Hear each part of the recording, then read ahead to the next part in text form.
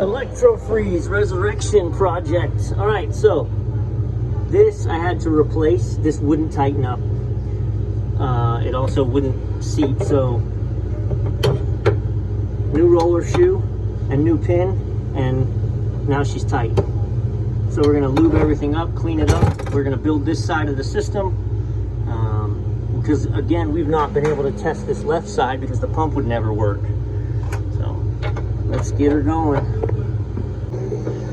All right, after a lot of sanitizing and playing around, went ahead and started up the unit. Boy, she pulled right down. Why did it satisfy a 14? That's not right. So I'll have to check the settings.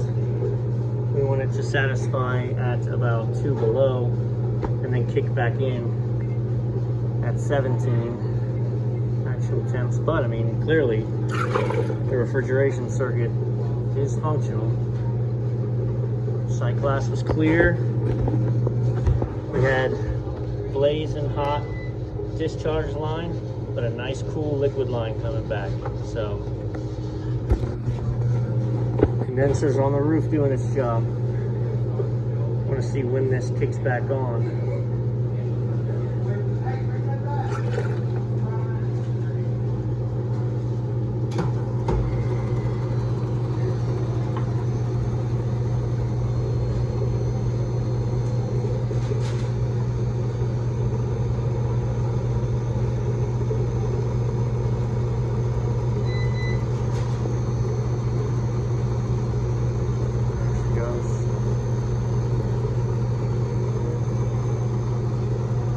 Right cabinet's off, so don't worry about that.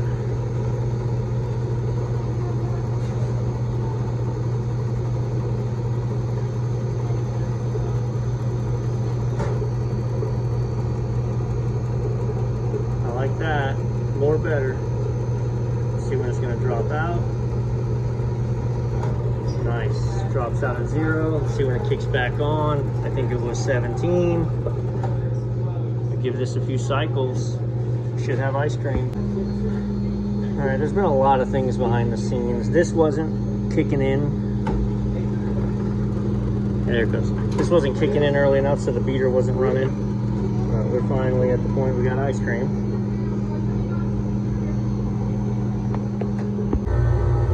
All right, it's been a hot minute, but here we are.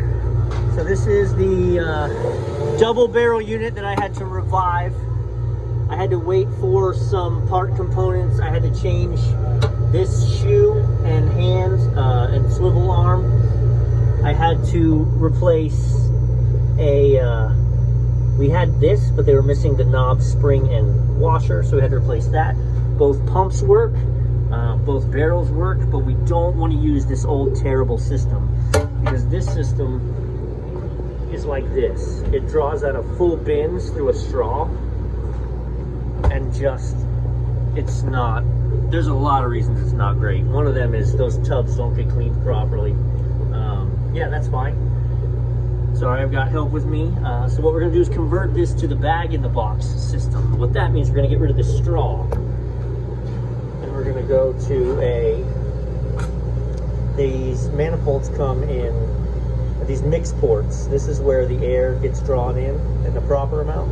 There's plastic and metal ones. The metal ones cost substantially more, but these are buy them once and you're done. The plastic ones, especially when using Sterasheen, they get brittle and they crack, and they're like, I want to say they're like 180 bucks a piece or something. So, yep. So we've got bag-in-the-box connectors, new hose, new air lines, new nozzles. We're gonna build a new system. All right, so there's your new system.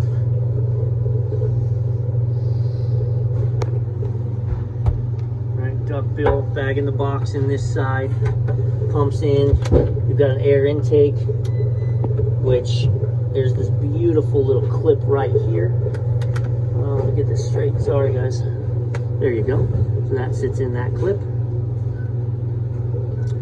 So draws it in, draws in the proper amount of air, mixes it around, up and in. No more gross, dirty containers to worry about. Let's get the other side.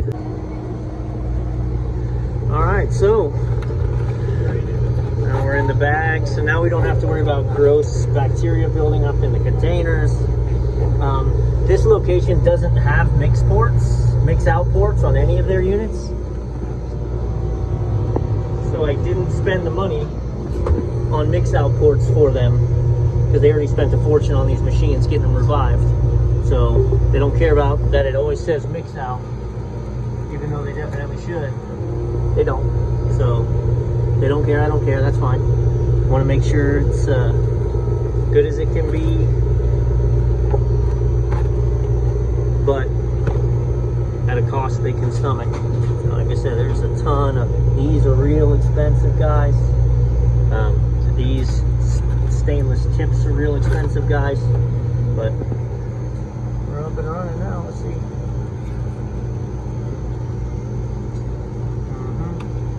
We're getting there.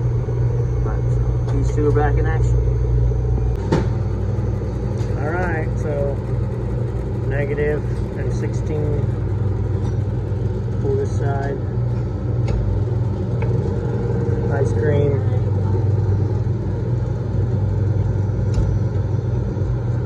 Ice cream.